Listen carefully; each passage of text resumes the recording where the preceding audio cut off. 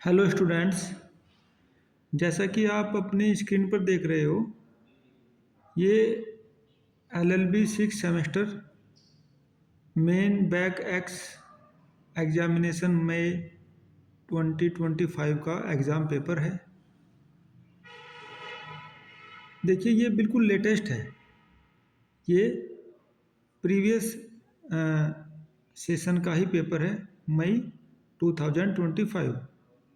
देखिए, इससे पहले के वीडियो में हम लोगों ने एलएलबी सिक्स सेमेस्टर का जो सिलेबस डिस्कस किया था, उस सिलेबस के अकॉर्डिंग क्वेश्चन पेपर कैसे बनता है वो अब हम इसमें डिस्कस करेंगे। ये शॉर्ट वीडियो रहेगा एग्ज़ाम ओरिएंटेड मैनर में।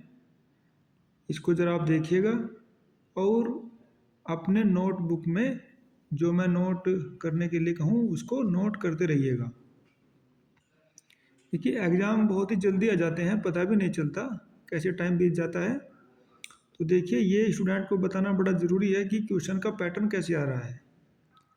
देखिए, ये वेरी शॉर्ट आंसर, अति लघु उत्तरीय प्रश्न। सभी 5 प्रश्नों के उत्तर दीजिए। प्रत्येक प्रश्न 4 अंकों का है। अधिकतम 75 शब्दों में अति लघु उत्तर अपेक्षित है। ठीक है, क्वेश्चन कैसे आ रहे हैं देखिए ज़रा। Question number 1, अस्टेयर डिसिसिस। अस्टेयर डिसाइसिस, इसके ऊपर कमेंट करना है। देखिए, इसको आप अपने नोटबुक में नोट करेंगे अलग से, स्टेयर डिसाइसिस को, क्योंकि ये एक क्वेश्चन ही नहीं बल्कि एक कंसेप्ट है। जब तक कंसेप्ट क्लियर नहीं होगा क्वेश्चन को नहीं किया जा सकता। इंटरप्रिटेशन का पेपर है, स्टूडेंट इसको हार्ड समझते हैं, लेकिन ये हार्ड उतना नहीं है अगर इसको कंसेप्ट वाइज हम लोग करेंगे, सिस्टमेटिक और साइंटिफिक तरीके से इसका स्टडी करेंगे। तो आप नोट करिएगा, ये एक कंसेप्ट है अपने आप में, स्टेयर डिसाइसिस। सेकंड पे, व्हाट इज कोडिफाइंग लॉ, संहिताकारी कानून। तो कोडिफाइंग लॉ अपने आप में एक कंसेप्ट है। 3 पे देखिए, ejusdem generis, explain the principle ejusdem जेनरिस।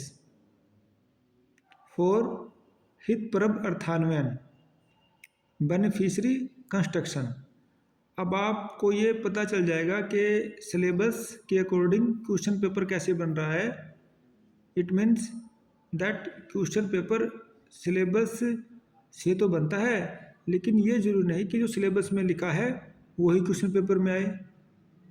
ये एग्ज़ाम सेटलर अपने स्किल से और अपने ऑब्जर्वेशन से क्वेश्चन रखते हैं, लेकिन आते इस तरह से हैं। ये एक बताने का तरीका है। Statutes should be read as whole, कानून को पूर्ण रूप से पढ़ा जाना चाहिए, तभी तो उसका इंटरप्रिटेशन होगा। मतलब ये सारे के सारे जितने भी कंसेप्ट हैं, आप इनको अगर जानोगे समझोगे तो इनसे इस बात का पता चल जाएगा कि ये जो सारे कंसेप्ट हैं, टूल्स हैं, ये सब इंटरप्रिटेशन के लिए हैं कि कैसे एक हम एक्ट की, कानून की, अधिनियम की व्याख्या कैसे करें, उसको इंटरप्रेट कैसे करें। तो उसके क्वेश्चन आ गए अभी हैं, देखिए शॉर्ट आंसर। शॉर्ट में question number 6, what do you understand by the role of harmonious construction. ये हारमोनियस कंस्ट्रक्शन के ऊपर आ गया, सामंजस्यपूर्ण अर्थान्वयन। देखिए, इसको नोट करिएगा, सबका सब अर्थान्वयन से है, यानी कि इंटरप्रिटेशन से है, एक्सप्लेनेशन से है। नोट करिए इसको, ये एक कंसेप्ट भी है, harmonious construction. Second, question number 7 देखिए, explain the doctrine of colourable legislation. Her question में एक कंसेप्ट छिपा हुआ है। कंसेप्ट क्लियर होते ही क्वेश्चन होगा, अगर कंसेप्ट क्लियर नहीं होंगे तो क्वेश्चन नहीं होगा। और हर कंसेप्ट पे एक लेक्चर बन सकता है, एक वीडियो बन सकता है। तो इसलिए आप इसको अच्छे से नोट करें, कंटेंट इकट्ठा करें। मैं भी अपनी तरफ से आपको जितनी हेल्प होगी करूँगा। तो ये कलरेबल लेजिस्लेशन रंगीन विधान के सिद्धांत को समझाइए।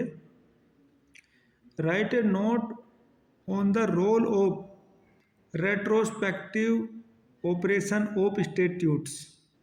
ये रेट्रोस्पेक्टिव ऑपरेशन ऑफ स्टैट्यूट से रिलेटेड है। अब ये रेट्रोस्पेक्टिव क्या है, इसको जानना है। हिंदी में देखिए, संविधियों के भूतलिक्षी प्रवर्तन के नियम पर टिप्पणी लिखिए। नेक्स्ट, ये डिटेल आंसर टाइप क्वेश्चंस विस्तृत उत्तरीय प्रश्न में लॉन्ग वाले हैं। 20 नंबर का एक रहेगा, 3 × 20 = 60। अब देखिए 5 हैं, 5 में से 3 करने होते हैं इसमें। अब इसमें तो सारे पाँचों ही करने हैं, क्या अब तक कौन सा आ जाए। तो 9 वाला देखिए, explain the rule of internal aids in the construction of statutes. संविधियों की व्याख्या या संरचना में आंतरिक उपकरण सहायता का वर्णन कीजिए। ये कंसेप्ट है आंतरिक उपकरण सहायता, इंटरनल एड्स, इसको हमें करना है। 10th पे फिर देखिए, explain the mischief rule of interpretation with the help of decided cases. इसमें डिसाइडेड केसेस की हेल्प से करना है, यानी कि जो इससे पहले सुप्रीम कोर्ट के द्वारा डिसाइडेड केस हैं उनकी सहायता से हमको मिसचीफ रूल को इंटरप्रिटेशन करना है। तो हिंदी में देखिएगा, निर्णीत वादों की सहायता से अर्थान्वयन के रिश्ती के नियम को समझाइए। तो आप नोट करिएगा नोटबुक पर, कंसेप्ट बन गया रिश्ती का नियम। ठीक है, इसका कंटेंट ढूंढिएगा, गूगल पे देखिए, एआई की मदद लीजिए। कंटेंट होना चाहिए, अगर कंटेंट है तो उसको आप नोट करें, फिर उसको एग्जाम के टाइम पे पढ़ना है। बुक से लीजिएगा, मॉडल पेपर से लीजिएगा, कहीं से भी लीजिएगा। 11 पे देखिए, what are the presumption in favour of constitutionality of statutes. What are the effect of constitutionality. Yes, Hindi में देखेंगे इसको एक बार। ये देखिए आप, संविधियों की संवैधानिकता के बारे में क्या अवधारणाएं हैं, संवैधानिकता के क्या प्रभाव होते हैं। ठीक है, तो ये संवैधानिकता के प्रभाव के ऊपर क्वेश्चन है, और यही हमारा कंसेप्ट है कि विधियों, संवैधानिकता का विधियों पर प्रभाव। नेक्स्ट 12 पे देखिएगा, preamble is why of the act and long title is what of the act. Explain giving the relevance and importance of preamble and long title in construction of statutes. देखिए ये वेबसाइट है university का, इस पे question paper available था जहाँ से मैंने इसको लिया है। अधिनियम का वाई प्रियम्बल होता है और अधिनियम का वाट लॉन्ग टाइटल है। इस संदर्भ में स्टैट्यूट्स के निर्माण में लॉन्ग टाइटल एवं प्रियम्बल के महत्व एवं उपयोगिता बताते हुए व्याख्या कीजिए। देखिए इस तरह से क्वेश्चन को डिजाइन किया है, यानी कि कोई भी एक्ट हो उसका एक प्रियम्बल होता है। जैसे हमारे कॉन्स्टिट्यूशन का प्रियम्बल होता है, तो प्रियम्बल में ही उसके बारे में बहुत सारी बातें हमको पता लग जाती हैं। ठीक है, तो ये प्रियम्बल से रिलेटेड है। अब नेक्स्ट 13 क्वेश्चन पे देखिएगा, 13 वाला है, explain the scope of judicial review. ये जुडिशियल रिव्यू क्या आ गया, ये बहुत ही इंपॉर्टेंट कंसेप्ट है, ये आना चाहिए, हर विद्यार्थी को पता होना चाहिए कि जुडिशियल रिव्यू क्या होता है। ठीक है, इसको नोट करें अपने नोटबुक पर। Judicial review, judicial review of delegated legislation with special reference to the applicability of conclusive evidence clause, यानी कि निर्णायक साक्ष्य उपबंध के लागू होने के संदर्भ में प्रत्यावर्तित विधायन के न्यायिक पुनरावलोकन का क्षेत्र क्या है, ठीक है, व्याख्या कीजिए। इट मीन्स कि ये हमारा जुडिशियल रिव्यू के ऊपर है कंसेप्ट। और या फिर 14 पे देखिए, explain the rules of interpretation of penal statutes with help of decided cases. निर्णीत वादों की सहायता से आपराधिक कानूनों के निर्वचन के नियमों को समझाइए। यानी कि कंसेप्ट बन गया आपराधिक कानूनों का निर्वचन के नियम। तो इस तरह से हम देखेंगे कि ये 14 क्वेश्चंस हैं और इसमें हर क्वेश्चन अपने आप में कंसेप्ट लिए हुए हैं। तो हमको उस कंसेप्ट को बाहर निकालना है और उस कंसेप्ट को तैयार करना है, जिससे कि क्वेश्चन बन जाए और उसको ईजिली हम लोग पेपर में लिख पाएँ। तो ठीक है विद्यार्थियों, ये हमारा एक छोटा सा प्रयास है विद्यार्थियों को यह बताने का कि सिलेबस के अकॉर्डिंग क्वेश्चन पेपर कैसे बन रहा है।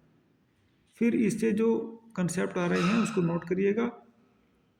मेरा पूरा ये इरादा है कि हर कंसेप्ट पे एक वीडियो लेक्चर बनाएं और आप तक पहुंचाएं। तब तक आप लोग उस जो कंसेप्ट इससे निकल रहे हैं पेपर से उसको नोट करेंगे और उसके अकॉर्डिंग कंटेंट इकट्ठा करेंगे।